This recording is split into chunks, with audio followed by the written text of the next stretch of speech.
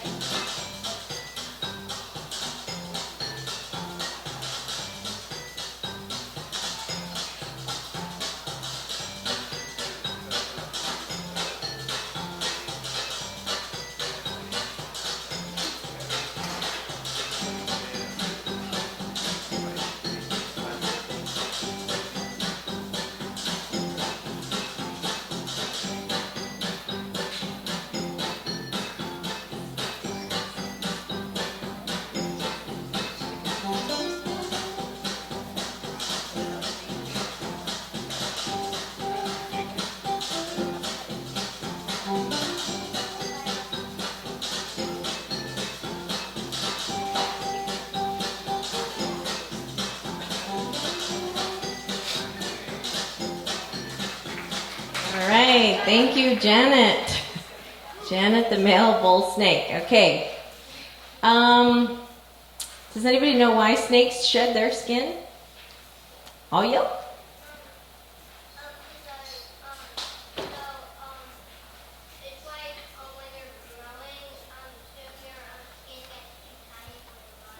That's right. Yeah, thank you. Yeah, thank you. So he said that actually, all living things grow, including snakes, but actually snakes, because of the scales on their skin, it's too restrictive, so they actually can't grow with the current skin that they have. So when they shed, this is how they're able to grow. So we've heard of the term new wineskins, right? Pouring new wine into new wineskins. And so this is kind of reminding us of that. So one of the main ways our team realized that we can move forward in becoming a substantial embodiment of our intentions is to first let go of the limiting habits, thoughts, and practices that might be stifling our ability to be and do something new and different. In fact, we felt like the idea of shedding old skin as a way of honoring this auspicious year of the snake was really appropriate and actually in many ways the most important focus for us today. And it just so happens that it aligns with receiving the special grace, which is also about leaving one's past behind and moving forward towards a new future. So, we'll reference this book a couple times. Uncle Bruce gave me a copy. This is Win the Day by Mark Batterson. And he emphasizes how we have a tendency to be selective of our experiences that we feel define our past. And we therefore create narratives about ourselves and our lives that's often not completely the way that God sees us. So if you look at this sheet, it says letting go of bad habits, rewriting old thought patterns, flipping the script. So what does that mean? Batterson's idea of flipping the script is essentially revisiting painful aspects of our past, which we've given prominence to and made meaning of for ourselves, and we take another look at our lives in the way that God sees us and in a way of new possibility. This is known as historical revisionism, and the Israelites leaving Egypt is a really good example of this. So I'm going to read just a little part of it. Getting Israel out of Egypt was easy, relatively speaking. Getting Egypt out of Israel was a different story altogether, and I mean that literally. It took one day to get Israel out of Egypt, but it took 40 years to get Egypt out of Israel. So we're talking about when the Israelites were led by Moses out of Egypt, and there was the parting of the Red Sea. It was a miracle, right? Why? When you've been enslaved for 400 years, slavery is all you've ever known. You can't even imagine a different outcome, a different ending. Parting the Red Sea was simple compared with flipping Israel's script. Just a few weeks after their miraculous deliverance, the Israelites started complaining about the manna. If I remember correctly, manna was a miracle. The Israelites were complaining about a miracle. Unbelievable, right? Not so fast. We fall into the same trap.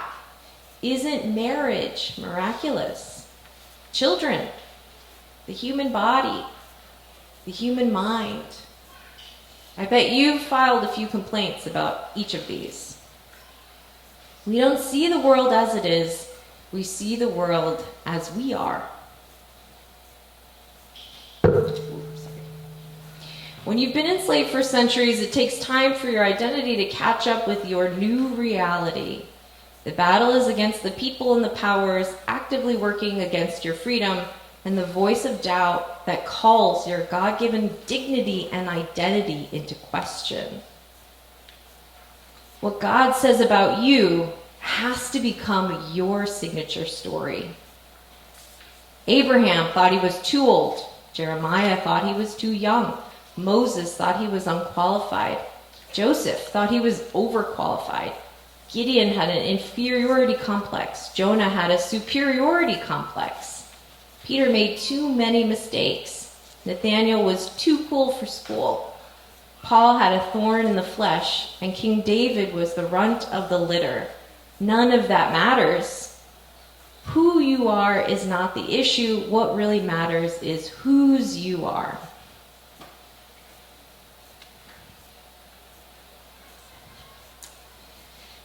I wanted to encourage all of us with this quote. Actually, this is a quote that our late brother, Carl Zambon, lived by to remind us that God has done amazing works already in our lives, or at least through our ancestors historical figures in history, saints and sages, and that God promises to do works in our lives going forward, if we can continue to have faith to endure our darkest and most difficult times. So let's take a moment to consider what it is that we'd like to let go of that's keeping us from fully seeing God's perspective on our lives and our situations. Everybody should be on the snake side where it says what I'd like to shed this year. And I'm going to ring the bell, and we're going to just take a moment to consider what it is that I'd like to shed, what it is that I'd like to let go that's maybe limiting me from really being Heavenly Parent, son, or daughter.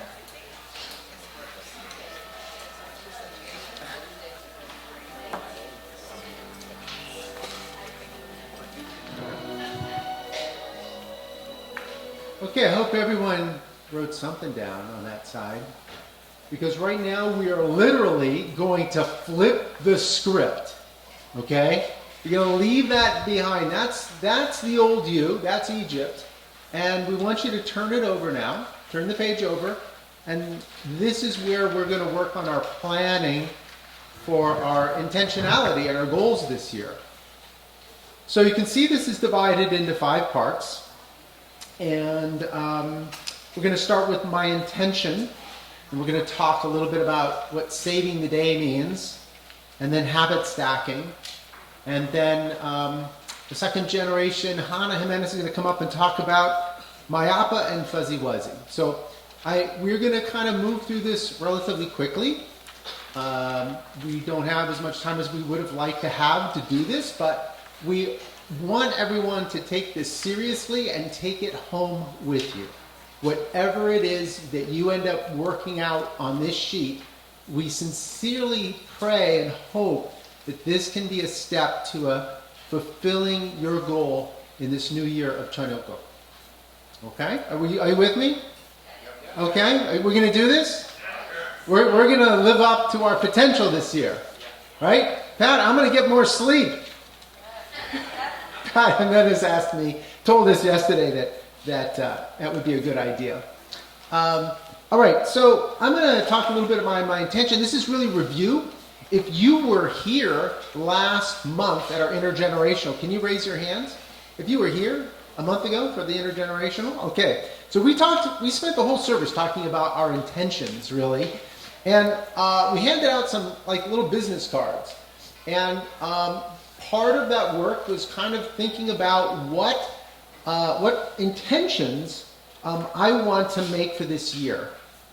And the way we described our intentions is by figuring out what our identity is, what do we want to manifest, and then start acting on that vision of yourself. And this quote, it doesn't matter if it's 2 minutes or 20 minutes or an hour, but I'm going to try to find a way to show up as that person. Every action you take, even if it's a small one, becomes a vote for the type of person you wish to become. This is a quote from James Clear, a very popular multi-million copy seller of The Atomic Habits, very popular with Gen Z these days.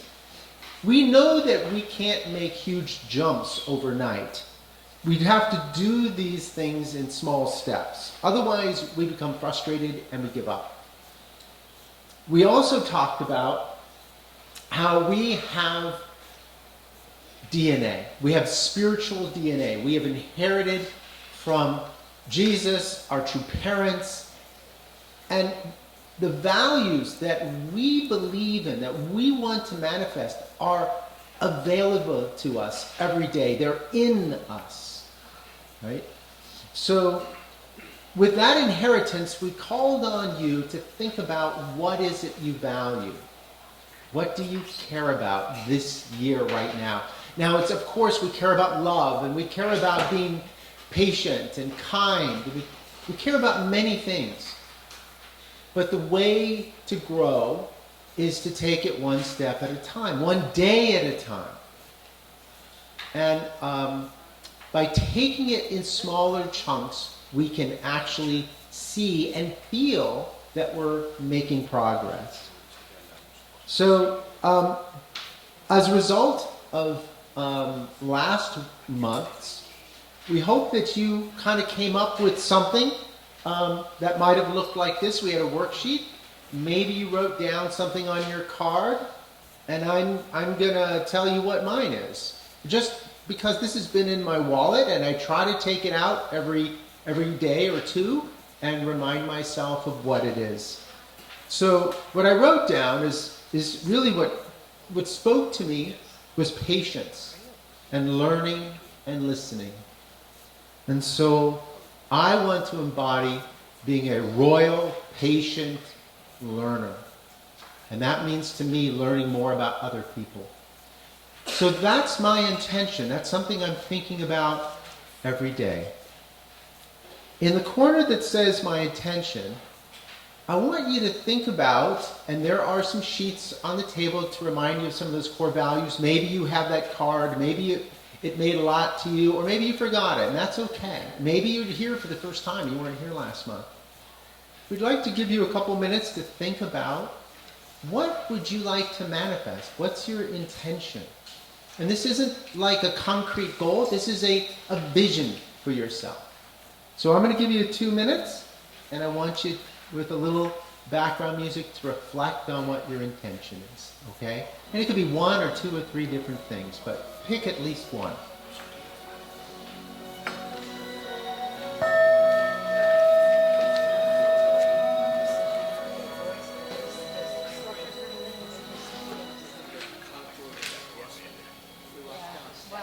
All right.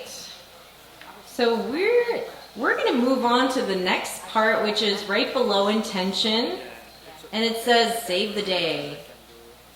So if you notice,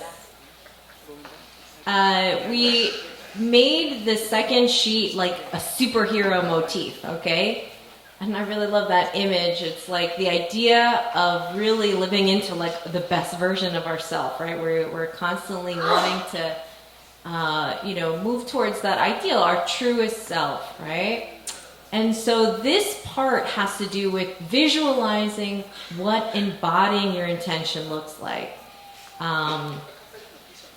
So in my case, I want to be more grateful for my current situation and present to receive the gifts that God is giving me on a daily basis. So when I was reading Batterson's quote about, isn't marriage a miracle? Children, I was like, oh God. Because I know that I definitely take those things for granted in my own life. And I sometimes feel burdened by those responsibilities in my life, but I know that if I can be a little bit less complaining, like maybe the Israelites were in the wilderness, then I can actually realize what preciousness I have in front of me. So as many of you know already, I'm a planner. I find a lot of value in serving a larger purpose, bigger than just myself, even bigger than just my family. This is something that has helped me in my life of faith. And it's nice to feel needed, and then I have something unique to give. And since I currently do not have an official position, it's admittedly hard for me sometimes to see my own value. So when I envision myself living into gratitude and being more present, like if I think about what does it look like, Mika, for you to be somebody that's more grateful and more present? Actually, I see a happier version of myself. Somebody with a smile on my face. I'm relaxed. I feel open to discover new possibilities around me in friendship, in service, and even a deeper love with my husband, Abe. So, this version of myself that I think about, that I envision, looks a lot nicer than the current one that I'm in, that may feel heavy laden or anxious a lot of the time. So now it's your turn. This is from an Olympic hurdler who says, when you envision yourself doing something, you'll be surprised at how much that helps you to actually do it. So yeah, this is like about, you can draw a picture, like what does it look like to be living into your intention? Or you can jot down a couple words, what does it feel like? Or, you know, maybe even the next few steps obviously are like a little bit in terms of strategy. Like what do I kind of need to do in order to move closer to that? And hopefully the shedding activity is contributing to that as well. All right. Do I need to ring the bell? Ring the bell. Do I need to ring the bell? Do we need to ring the bell every time? Okay, so let's take a moment to get started on saving the day.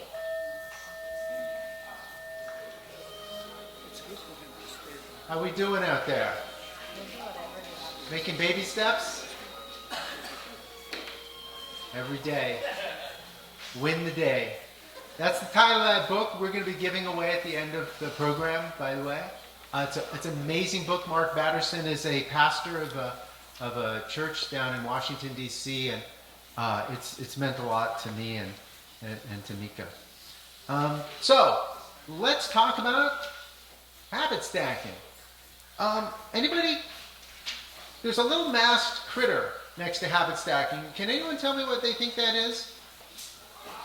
It's a frog. That's right. A frog. Has anyone heard the phrase, eat the frog? No. Okay. Well, let me introduce it to you. Mark Twain, who was a longtime resident of the state of Connecticut, said, if it's your job to eat a frog, it's best to do it first thing in the morning. And if it's your job to eat two frogs, well, it's best to eat the biggest one first. Now, Pat, who's a nutritionist, you're probably wondering, is this protein? Are these amino acids? Are these good fats? All of the above. No, actually, this takes me back to when I joined the church, and I was taught that the best way to spiritually grow was to do the hardest thing. Yeah. And that's what Mark Twain's talking about. 100 years ago, 150 years ago, he came up with do the hardest thing. Before I heard about that at Boonville, Dr. Hendricks, where a lot of early Americans heard the principle for the first time. So do the hardest thing. It's motivating to get to do the hard thing. Once you do it in the morning, you feel like you've accomplished something. And the rest of the day is easy. That's his point. The rest of the day is a lot easier. Also, by getting it done, you take the pressure off of not having to think about, I have to do that hard thing all day. Right? You got to study for that test. Get up and get going. A lot of people who are experts at personal growth talk about getting up early. Yeah, that's something we talk about. Part of our tradition. Our true father, of course, would wake up at 3 a.m. to pray and stretch and do exercises before he started. Now, I could never do that, but each one of us can make a small step to win the day, to move forward on this. Oh, frog legs are delicious, also Daniela says. So maybe cook the frog first. Speaking of cooking the frog, habit stacking. How many of you have heard of the phrase habit stacking? Come on. Okay, so like the young folks, like James White over there and Hector, they know what this is. This is a kind of phrase that's pretty familiar, I think, with a lot of our Gen Z and our millennials. Habit stacking it's not actually new, but the phrase is a great one. It means basically taking a daily thing that you gotta do and pairing it with something that you need to do. Something you need to do with something you'd like to do. So, you want to get up in the morning early, right? How do you make getting up in the early a little more enticing? Coffee. I'm hearing from the front table. Now, that might not work for Pat. who told me yesterday that caffeine's not good for me, but it might be for you. Maybe having a latte is the way you do it. Mark Batterson talks about one of America's greatest choreographers. Her name was Twyla Tharp, and she Broadway shows all over the place. And her technique of getting up early and going to the gym was pre-ordering a cab for like 6:30 in the morning or something like that, 7 a.m. So she knew that cab was going to be there. She needed to get to the gym, and then she rewarded herself with, coffee. The Jewish people are very good at this, and I wanted to point back to our Hebrew elder brothers who have the mezuzah on their door. And inside the mezuzah, which you walk past every day, you touch it on the way in and out, are a couple of Bible quotes, but one of them includes this phrase: "Hear, O Israel, the Lord our God, the Lord is one. Love the Lord your God with all your heart, and with all your soul, and with all your strength. These commandments that I give you today are to be upon your hearts. Impress them on your children." So, the Jewish people have been pretty good about passing on their traditions to their children.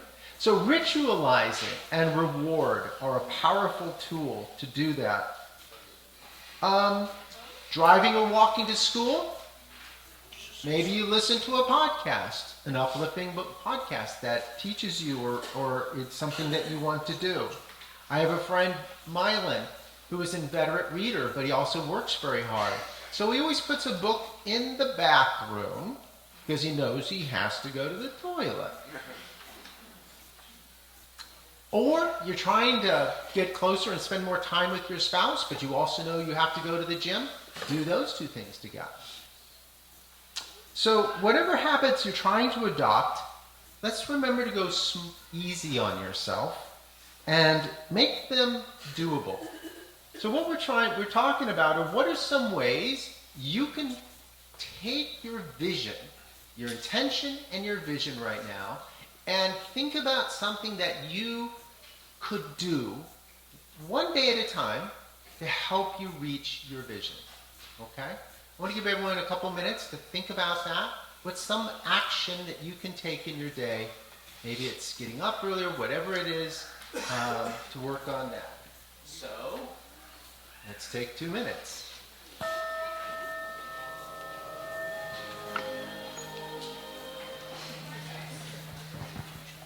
So, for our next activity,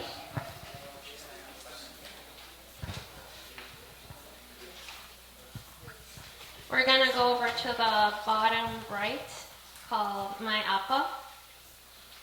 And if you know who Appa is, it comes from The Last Airbender. And Aang, yes. If you can change the slide, please. You have to click it right on. Oh, my bad. There. Okay, so Aang and Appa. Aang and Appa grew up together in this town, the air vending nation.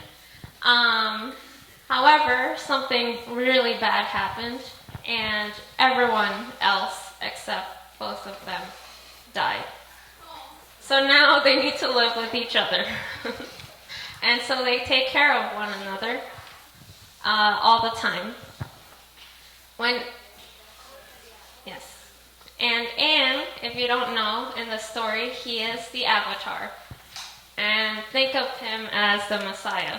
So the Messiah is trying to bring peace to the world, but there's also people trying to kill him, because if they're able to kill the Messiah, then it's almost like you're killing God. It's like, oh, then you are deemed to rule all over the lands.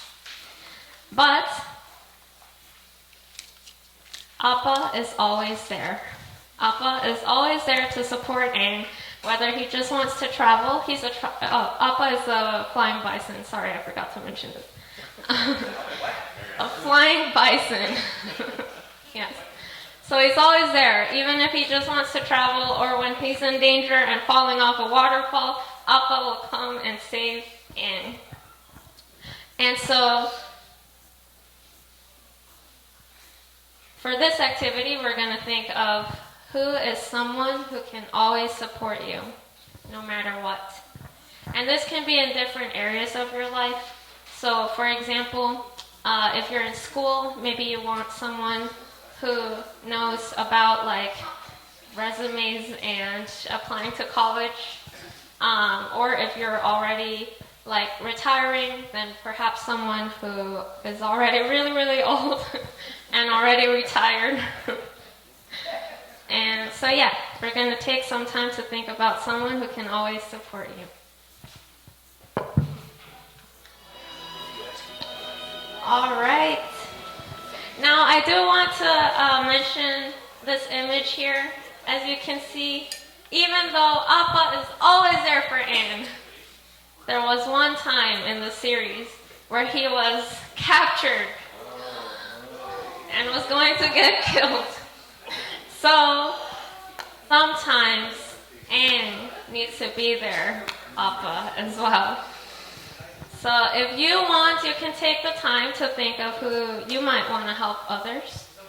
But for now, we're going to go to our next activity, which is giving others a wuzzy fuzzy. So, for a fuzzy wuzzy, sometimes we think that we need to do really big things to help other people.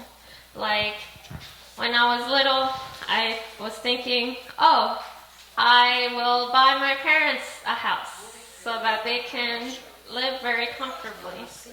But then, this seems like a very long-term goal. So, there are things that you can do today. And one of the easiest things is, yes? I think that something is different than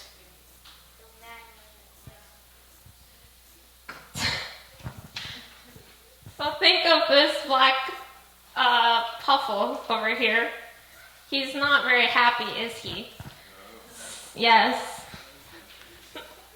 So what we want to do is to eventually bring him into colors and have him smile.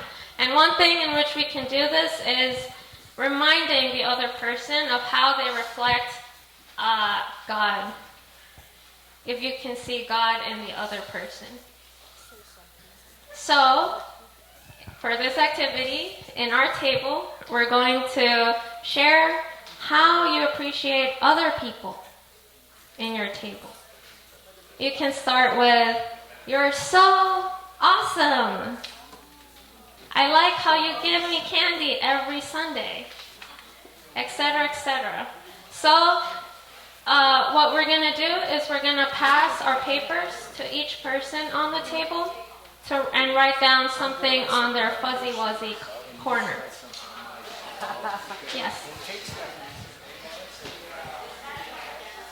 So giving fuzzy wuzzies is giving compliments, giving love. And this person is going to walk out of here with not only their own goals, but also some compliments, some love, some constructive insights from others. You don't want to forget how much people love you. So, we are going to wrap up with one more thing.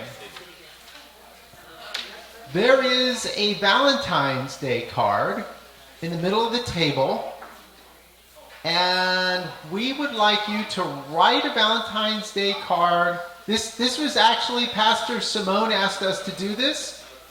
Write a Valentine's Day card to someone in the room. Could be someone at your table, could be somebody across the way.